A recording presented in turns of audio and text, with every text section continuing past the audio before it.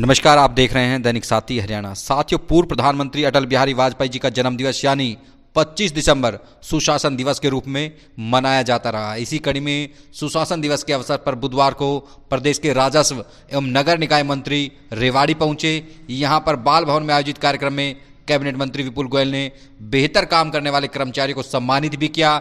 वहीं मीडिया से रूबरू हुए तो कैबिनेट मंत्री विपुल गोयल ने शहरों की सड़कों पर घूम रहे पशुओं से लेकर स्वच्छता सहित तमाम सवालों के जवाब भी दिए।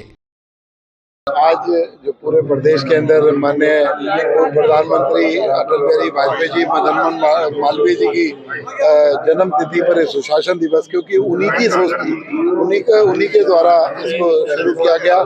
आज जो सुशासन दिवस हरियाणा की सरकार बना रही है कि किस तरीके से जो सरकार की नीतियां सभी लोगों तक समान रूप से पहुंच सकें और लोगों की समस्याएं सरकार और सरकार के मुखिया तक पहुंच सकें, इसको सुशासन दिवस कहते हैं। और अधिकारियों से के माध्यम से उस नीतियों को लोगों तक सुचारू रूप से पहुंच सके, यही सुशासन है। इसमें पारदर्शिता रहे और लोगों को एक मैसेज जाए कि हरियाणा की सरकार का क्या सोच है और क्या विचार है। सर, चुनावी वर्ष रहा 2024, किस नजरिए से देखते हैं? विधानसभा चुनाव हुए, लोकसभा चुनाव हुए, किस नजरिए से देख रहे हैं, किस पायदान पे देख रहे हैं? देखिए, आज जो सरकार की नीतियां, चाहे देश की सरकार की नीतियां हो, चाहे प्रदेश की सरकार की नीतियां हो, लोगों ने उनको एक्सेप्ट करने का काम किया, उसको पसंद करने का काम किया और उस पर मोहर लगाने का काम किया।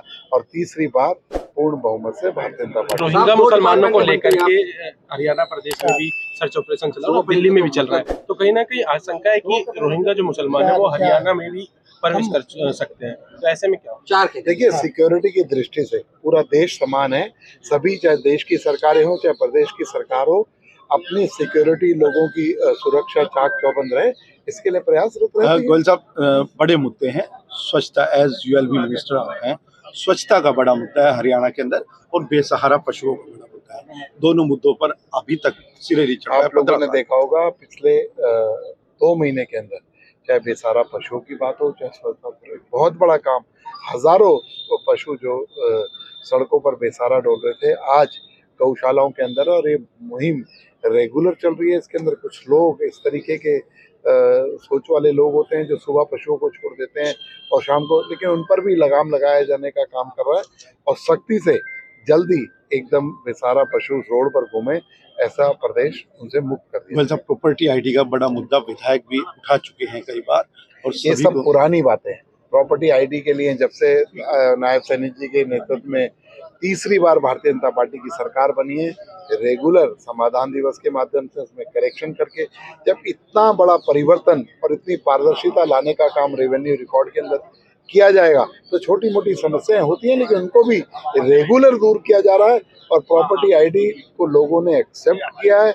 उससे आगे भविष्य में बड़े किसी भी तरीके के कोई ऐसे काम ना हो सके कि किसी के साथ कोई फ्रॉड हो या कुछ हो, तो मैं समझता हूँ लोगों ने उसे एक्सेप्ट किया और इसकी जो और खामियों ने भी दूर किया। किसान लगातार सड़कों के ऊपर है, डल्लेवाल की तबीयत भी अब नाजुक बताइए। कोई किसी तरीके की दिक्कत नहीं है।